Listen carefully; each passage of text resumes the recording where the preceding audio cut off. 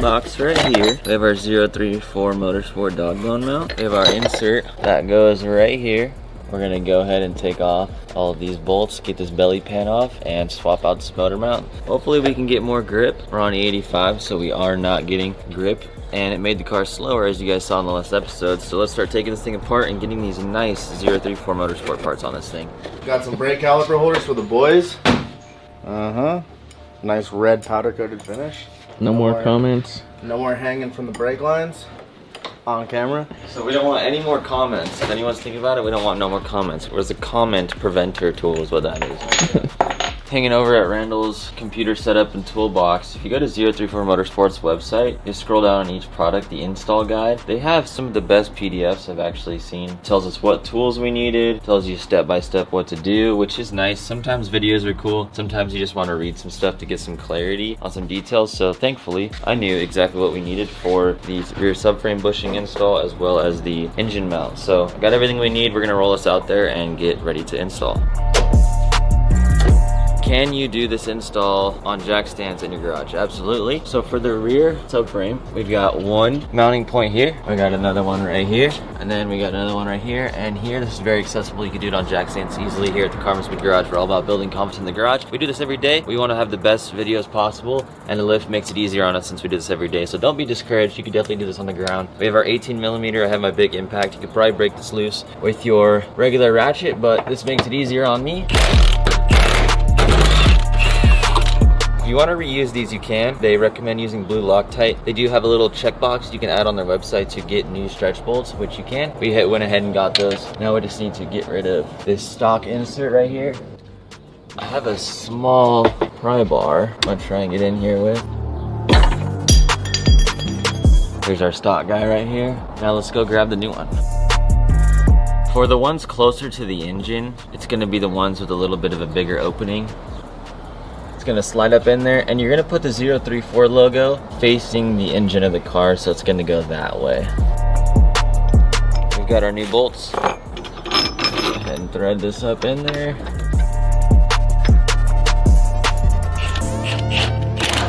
So for the important part, we need to get the torque to 70 Newton meters. I have Randall's fancy snap-on guy right here, but we have a link in the description to our Amazon tools list where you can get a more affordable option. But if you guys want to get fancy like Randall, get snap-on, do as you please. So we're gonna do 70 Newton meters plus 180-degree turn. We're at 70 Newton meters. Let's throw on this guy.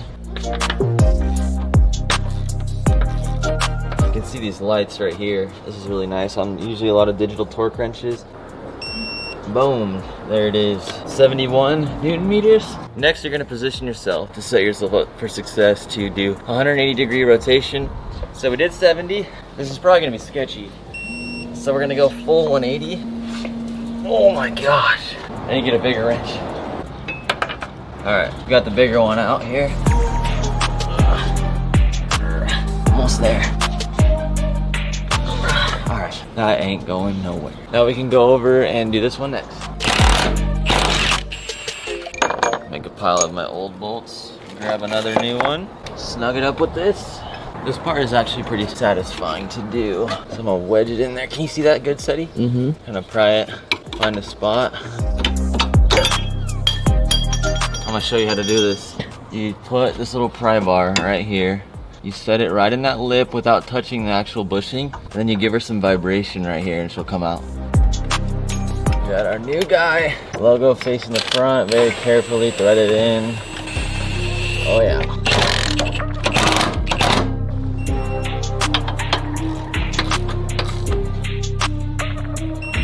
Okay, so now we need to go 180 degrees. Got the bigger wrench again. Full 180. That baby going anywhere? No. No. Moving on to the front ones. Back to my favorite tool. Start over here.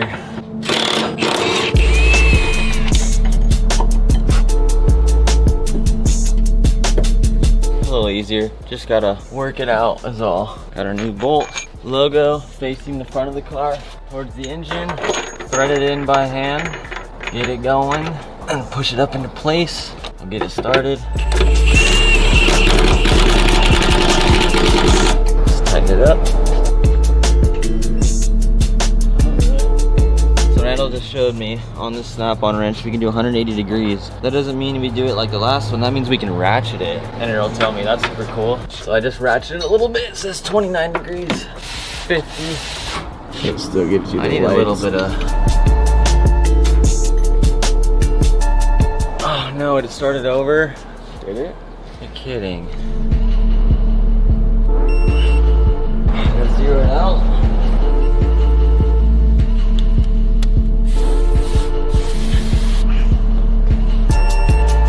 Alright, that'll do. Just looking for my baby impact that I'm gonna use. If you guys didn't know, Karma Speed, our team here is giving away a 2013 FRS, but not a normal one. One with a turbocharger in it. That when it was parked, it made 480 horse to the wheels. We got some parts on the way, new clutch, etc. We're gonna make this thing look sick. KarmaSpeed.com down in the description. If you guys like the content, check out the Karma Speed YouTube channel. See the content there. We're putting out high quality stuff, as well as KarmaSpeed.com. Go get entered right now. Lock it in so you don't got to worry about it, and maybe you'll get a call here soon in a couple months to let you know that you just won a turbocharged FRS. That's a ripper. We're saving our last insert for the rear subframe because we're gonna shoot some thumbnails, so I'm gonna move on to our dog bone mount install. I got a T45 socket. Don't forget about that Amazon list in the description. Let's go ahead and get this removed. The next size is a T25, little baby guys, all around the outside.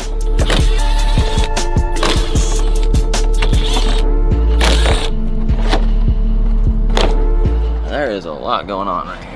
21 millimeter. Next step, let's go ahead and remove these two. I'm attaching a 13 millimeter socket because we need to remove our sway bar mounting points to make some space. We're getting a little ahead of ourselves, but this will go ahead and slide out. Just a nice piece to hold all this power. I've got my upper insert lubed up. I'm gonna get the access off my hands.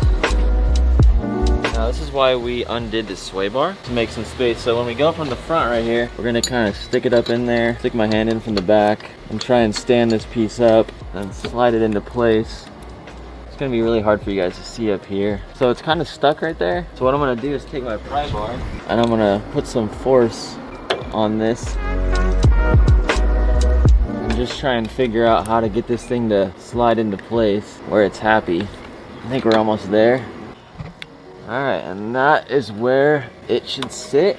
So that reinforces the top half of this puck like engine mount setup, because you get a lot of play and wheel hop because that huge piece of rubber right here, when all the torque hits, it's flexing one way or the other. So the top half, we're gonna keep it from doing this, and then when we grab this insert, whichever one we have, depending on the generation of the car, this is gonna slide up in here and keep the bottom half of this puck engine mount from swaying left to right. 034 guys recommended we kind of lube this part up. We're gonna take it with this part going down, so it's the same position as the engine transmission. Slide this into place. Hands down, most difficult part of this install is getting the sway bar lined up again. I've got the experienced tech here because I'm about to lose my freaking mind. All right, Randall, we need tips. Tips, hit us with tips. So you kind of just have to fiddle with the sway bar here and get the threads to line up, and then pull down on the sway bar as you thread the bolt in. As you thread the bolt in, that's the key, because it starts a couple threads and then it feels like it's about to cross thread. Then you got to pull down again, put some weight on it. Randall threaded one in a little bit.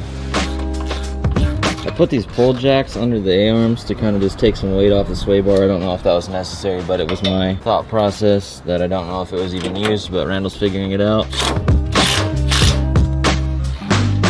Thanks to Randall, got these back in. We're gonna torque these down to 28 Newton meters. Whoa, Randall tightened them a little too much. 28 is nothing. That'll do. It's going in. That's what we're working with. So if you're wondering how to get this to line up, you gotta move the engine and trans up a little bit. With a little bit of persuasion, we've got all three bolts in. Gonna snug them up. Ready for some torque spec action. We're going all the way to 130 for our big guy right here, plus 90. 130. back breaker. Alright, now let's go 90. Gotta lay it down flat. Angle 0, set still.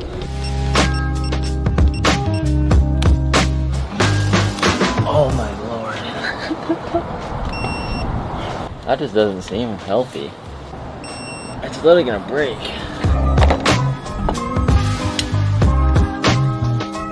It's like it's gonna break. It beeped at you though, wasn't it? It was set 17 degrees. Oh. It was at 205 Newton meters. Yeah, I'm gonna leave that there.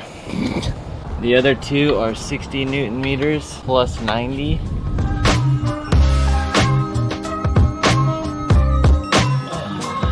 Jesus.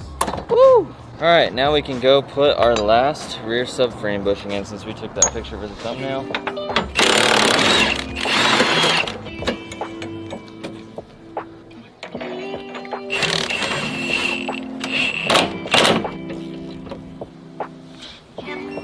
We're gonna put the belly pan up. I'm gonna let you take an up close look. Seti's gonna show you around with some B-roll clips. Then we're gonna go take this thing for a drive, see what it feels like. We're gonna have some increased vibration, so we'll see if it's still daily drivable. Of course, that was the goal in mind. And see how it puts the power down, get the draggy out tonight, and see what it does.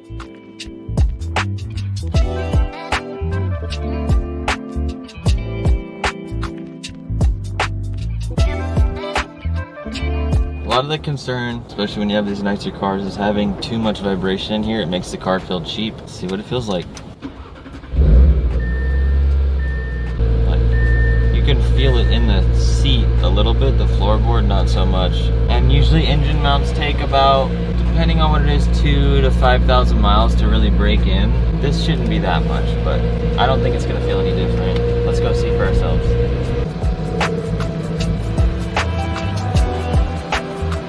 So the thing about a car like this, when you make the drivetrain a little stiffer, is that the car is already so smooth. There's really no joltiness, so it's harder to have situations where you would feel it. I do feel a little bit of vibration.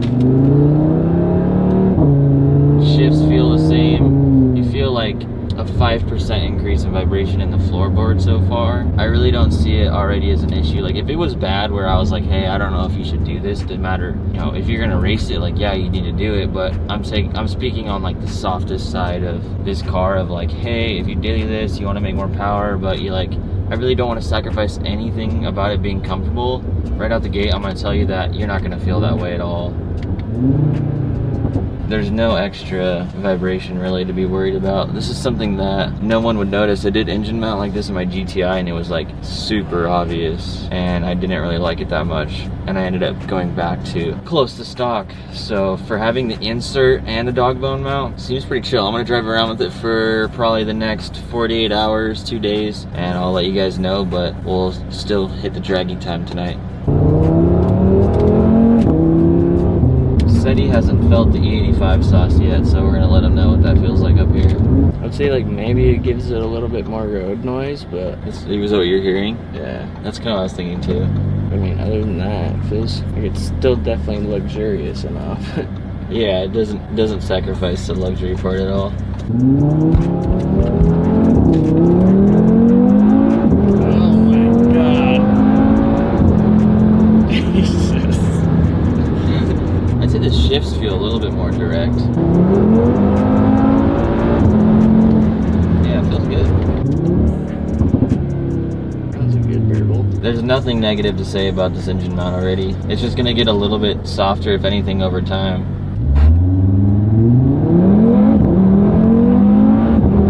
All right, here we go.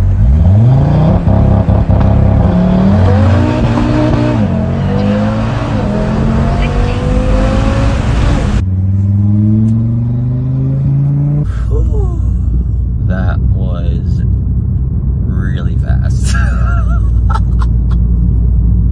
Wow. She is a ripper. The guys at 034 told me that would make a big difference in putting the power down. Turns out you don't need tires to go faster. You need an engine mount. You need rear subframe bushing inserts. Stiffen it up, put the power down better. That obviously increased the times more. We were still slipping, so imagine if we had stickier tires, right? But if you want to have a total sleeper, put the power down. You definitely need these mods. So we have a link in the description, 034 website. Get entered to win the FRS on carbonspeed.com. Don't sleep on that. Get entered now. Forget about it. A couple months and my colleagues say, hey, you just want to turbocharge FRS. This thing's a blast. Make sure you subscribe to the Carbon Speed YouTube channel so you can see us completely transform it and our team working really, really hard here. If you want to check out a video of us doing the Stage 1 E85 tune, I'm going to have it right here on the screen. Me and Parker went out. We tested it. We did a 0 to 60 time and you can see the interesting results and then how we fixed it with this right here.